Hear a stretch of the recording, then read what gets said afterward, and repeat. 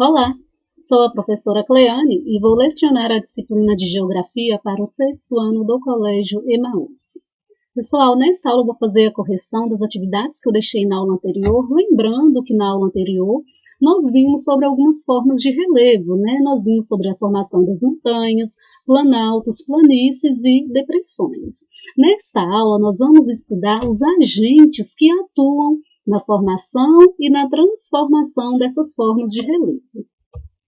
Atividades complementares primeiro. Número 1. Quais são as principais unidades de relevo da superfície terrestre? Montanhas, planaltos, planícies e depressão. Número 2.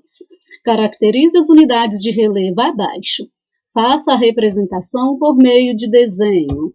As montanhas, são elevações de terreno que se destacam por apresentarem altitudes superiores às das regiões vizinhas. As montanhas, elas são formadas a partir da colisão de placas tectônicas, exemplo a Cordilheira dos Andes, e por erupções vulcânicas, como exemplo Monte Fuji, no Japão. Letra B. Planaltos. Os planaltos, gente, são terrenos antigos, onde predominam os processos erosivos, processo de desgaste das rochas, Geralmente eles apresentam terrenos ondulados e irregulares, situados em altitudes que superam os 300 metros de altitude em relação ao nível do mar. Os planaltos, eles podem ser caracterizados pelas chapadas, ou também pelas serras. Planícies. Áreas geralmente planas e com baixas altitudes. Ocorre o processo de sedimentação, ou seja, acúmulo de sedimentos, acúmulo de material. As planícies, elas podem ser de origem fluvial ou de origem marinha, Depressão. São áreas mais baixas que o seu entorno pode ser relativa ou absoluta. Número 3. Qual a diferença entre depressão absoluta e depressão relativa? Exemplifique a depressão absoluta. A depressão absoluta, gente, é aquela que está abaixo do nível do mar. Como exemplo, o Mar Morto, como já citado na aula anterior. A depressão relativa, ela está acima do nível do mar. Exemplo, a depressão de Afar, na África, lá na Etiópia. Todas essas formas de relevo, pessoal, elas vão condicionar a apropriação do ser humano no espaço geográfico, a apropriação do espaço geográfico, como que o ser humano vai se apropriar do espaço. O relevo vai ser um fator condicionante para isso. Por quê? Geralmente, a população ela vai fixar sua moradia, vai fazer construções em relevos mais planos. Lembram lá do surgimento das primeiras civilizações? Onde que essas civilizações surgiram? Às margens de rios. Porque são locais mais planos, que facilitam a construção de moradias, e também o desenvolvimento da agricultura. Bom, agora nós vamos fazer a correção do livro de Geografia na página 138, que era para fazer apenas os números 2 e 3. Número 2. Em que tipo de relevo ela foi construída? Está falando, gente, sobre a cidade de Machu Picchu, que foi uma construção dos Incas, na região que hoje pertence ao Peru. A cidade de Machu Picchu ela foi construída em um relevo montanhoso. Inclusive, nós vimos que os Incas, eles desenvolveram técnicas avançadas para fazer o desenvolvimento agrícola também. Qual era a função dos degraus observados na imagem? Nos degraus, os Incas realizavam a técnica de terraceamento para evitar a erosão do solo.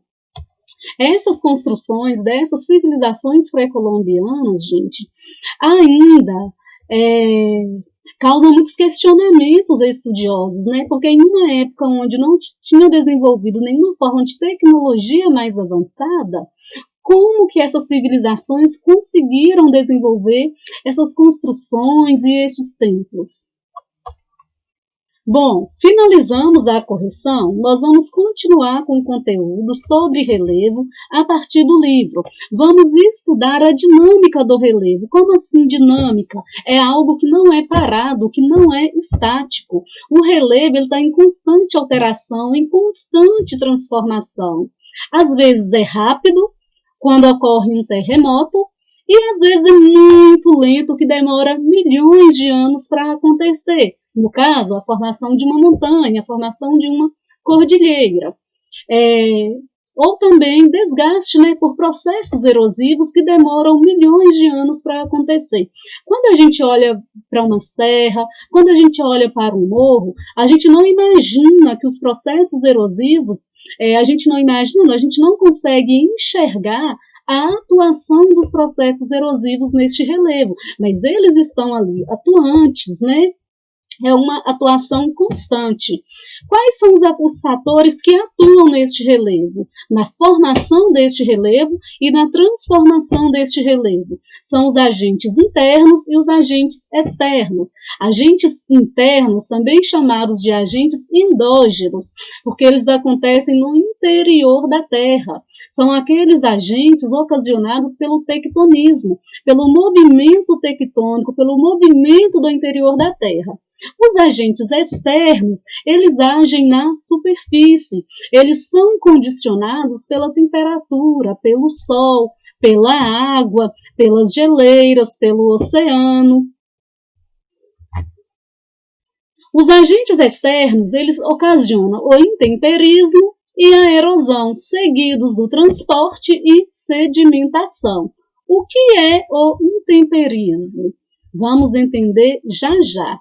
Qual que é a função desses agentes externos, pessoal? A água, a temperatura, geleiras, eles vão fazer o modelado do relevo. Nós também temos que considerar, além desses agentes naturais, os animais, né? E a ação antrópica também, que causa transformações, que causa adequações neste relevo. Geralmente, os agentes internos causam o desnivelamento do terreno. Os externos, ao contrário, né, vão diminuindo lentamente essa diferença, vão moldando este relevo. O intemperismo ou a meteorização é um conjunto de fenômenos que leva à decomposição das rochas, leva à fragmentação das rochas, à quebra dessas rochas. Esse intemperismo pode ser biológico, físico ou químico. Biológico, gente, é quando há atividade de alguma forma de vida e também quando há atividade de árvores, né, da vegetação. Nessa imagem aqui, por exemplo, nós temos as raízes das árvores atuando no intemperismo biológico. Vejam que a raiz da árvore, ela cresceu por dentro da rocha. O que aconteceu? Uma fratura ou uma fissura na rocha. Então, isso é um exemplo de intemperismo biológico. As minhocas, né, no solo, quando elas vão cavando buraquinhos pelo solo, é uma forma de intemperismo biológico também. As bactérias, quando causam o processo de decomposição das rochas, de decomposição no solo, também é uma forma de intemperismo biológico. Já o intemperismo físico, pessoal, ele é provocado principalmente pela variação da temperatura. Temperatura quente, temperatura fria, né? Altas temperaturas e baixas temperaturas. E essa variação da temperatura, ela pode ocorrer no mesmo dia ou ao longo do ano. Eu vou grifar aqui para vocês anotarem aí essa definição. Durante o dia, a temperatura do ar costuma ser mais alta do que à noite, por conta de quê? Do calor do sol. E no verão, a temperatura do ar é mais elevada do que durante o inverno. Lembra que nós estudamos a diferença, né, de calor solar, de luz solar nas estações do ano. As altas temperaturas provocam a dilatação. Ou seja, a expansão se expande, os minerais vão se expandir. E as baixas temperaturas provocam a contração, ou seja, vai haver a contração. Se está expandido, vai contrair. Esse processo de expansão e contração, gente, acaba ocasionando rachaduras na rocha, acaba levando à fragmentação desta rocha. Este fenômeno ele costuma ser mais intenso em áreas de clima árido e semiárido, nos quais chove pouco e há grande variação na temperatura ao longo do dia. Muitas vezes também a mudança brusca de temperatura, por exemplo, nas áreas desérticas, durante o dia, faz muito calor, o sol, a temperatura é extremamente elevada. Durante a noite, a temperatura chega a ficar negativa. Essa diferença de temperatura também leva rochas a sofrer estalos, a sofrer rachaduras, a sofrer fissuras, principalmente aquelas rochas que estão mais expostas, né, a esses agentes, estão mais expostas à atuação das temperaturas, ao tempo atmosférico, né, estão mais expostas ao tempo atmosférico. Outra forma de intemperismo físico é o congelamento da água. O congelamento da água nas fendas das rochas. Como assim? A água ela penetra nas rochas em regiões de clima temperado. Lembra que nós estudamos as zonas temperadas do globo. E se congela durante o inverno. Ela vai ficar congeladinha lá na fratura dessa rocha durante o inverno. O gelo, gente, ele ocupa mais espaço do que a água. Façam a experiência um dia. Peguem uma forminha de gelo e coloquem água e levem para congelar. Vocês vão perceber que o gelo parece que tem maior quantidade do que a quantidade de água que vocês colocaram, porque o gelo ele vai se expandir. Quando o gelo ele se expande na fissura da rocha, ele vai fragmentar essa rocha, porque essa fratura ela vai ser alargada. E com o passar do tempo, este processo acaba levando à desagregação das rochas. O intemperismo químico. O intemperismo químico, gente, ocorre a mudança na composição da rocha, né? E ocorre também a decomposição da rocha. As cavernas calcáricas, gente, elas são formadas a partir do intemperismo químico. Como assim? A água vai penetrando pelas rochas e vai dissolvendo essas rochas, formando ocos no relevo, espaços ocos. Esses espaços ocos é que dão origem às cavernas.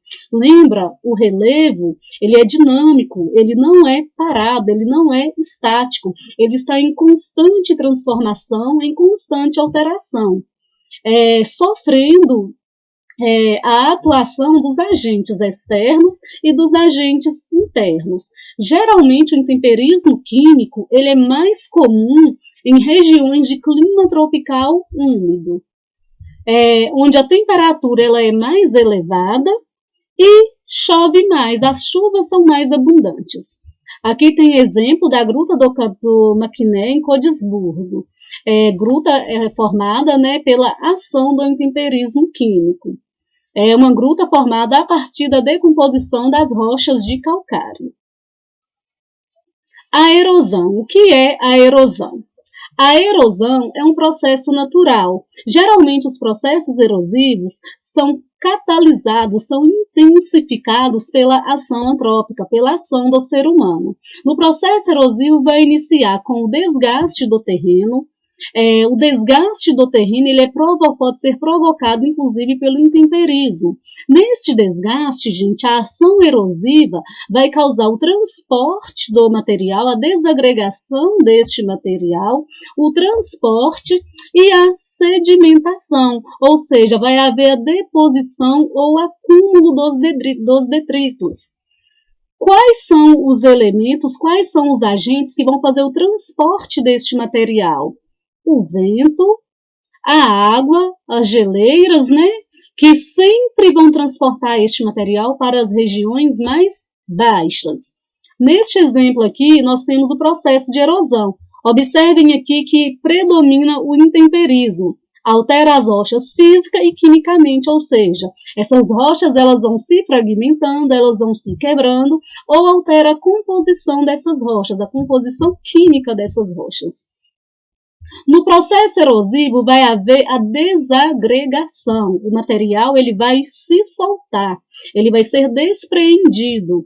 Por quê? Ação da água, ação do vento, e ele vai ser transportado da região mais alta para a região mais baixa.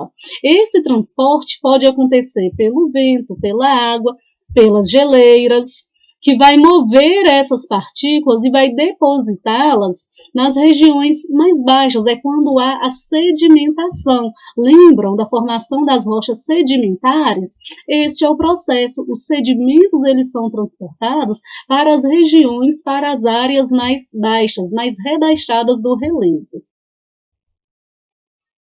A água é um agente erosivo que modifica o relevo. Ela se manifesta de diversas formas no terreno: rios, lagos, mares, geleiras e precipitações de chuva ou neve. Vamos estudar aqui sobre a erosão pluvial. Erosão pluvial é aquela ocasionada pela água da chuva. Quando chove, gente, a água da chuva ela cai no solo.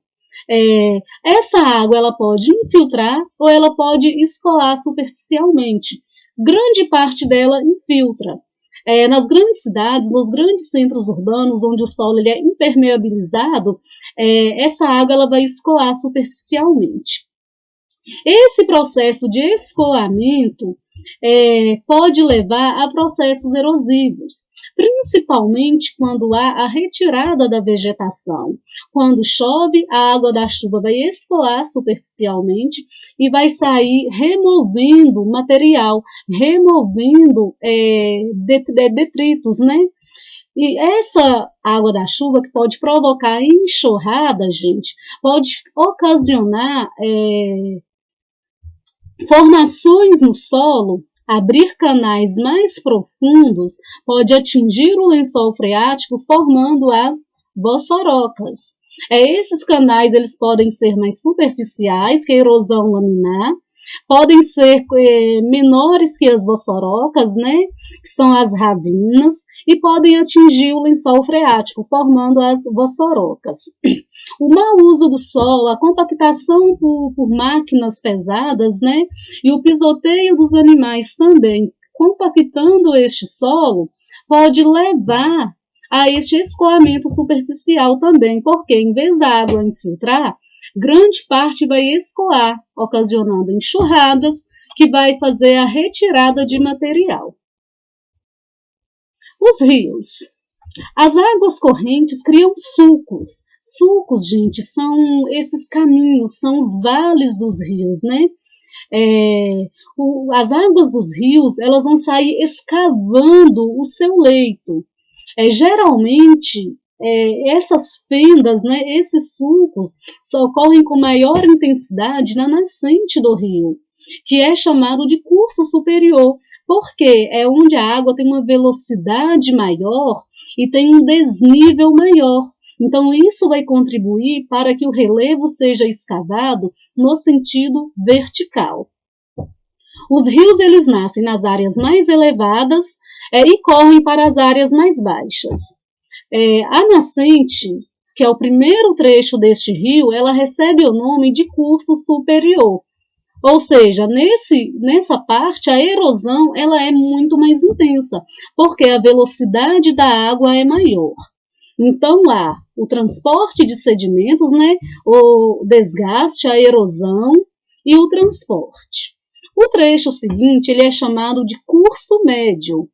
Nesse curso médio, como a gente pode verificar aqui nesta imagem, observem, ainda há o transporte de material, a ação erosiva ela diminui, mas ainda há o transporte de material. Logo após o curso médio, nós temos o curso inferior.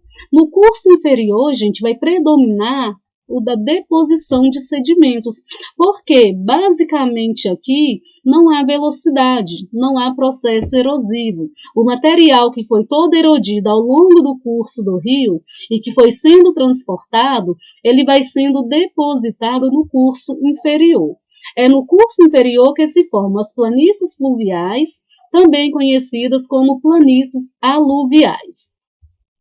À medida que o rio, gente, a força da água vai sendo diminuída, o rio ele vai criando os meandros em seu leito, em sua margem. São essas curvinhas aqui, estão vendo?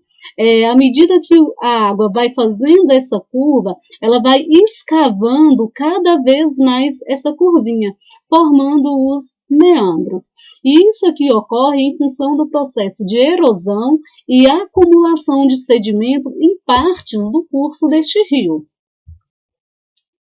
A montante é quando nós nos referimos às áreas que são localizadas em direção à nascente e a jusante em relação à foz. A erosão marinha, ou também conhecida como abrasão, é o contato da água do mar com a praia, com o litoral, é o desgaste de rochas, né? É o esculpimento do relevo a partir da água do oceano, a partir da água do mar. Esse processo erosivo marinho vai dar origem a diversas formas de relevo. As falésias, que são esses paredões que são esculpidos, pessoal, em virtude da ação da água batendo na rocha e desagregando material. Ao mesmo tempo que desagrega material, faz o transporte e a deposição de material também. As praias resultam no acúmulo da areia transportada pelo mar ou pelos rios. As restingas, gente, podem ser faixas estreitas de areia ou um tipo de formação vegetal próximo à praia. As lagoas costeiras, observem, as lagoas costeiras, gente, elas são fechadas por restingas, né? São baías e enseadas fechadas pelo crescimento das restingas, ou seja, há o acúmulo de sedimentos e essa restinga vai dar origem a uma lagoa, vai perder a ligação, né, o canal direto com o mar. Bom, vou finalizar por aqui a nossa aula. Na próxima aula nós vamos continuar estudando sobre os agentes erosivos, os agentes externos. Tem algumas atividades para vocês fazerem no livro de Geografia, páginas 145 e 146, e tem também algumas atividades complementares. Copiem as perguntas no caderno. Bons estudos para vocês, até a próxima aula e lembrem-se, juntos no caminho certo.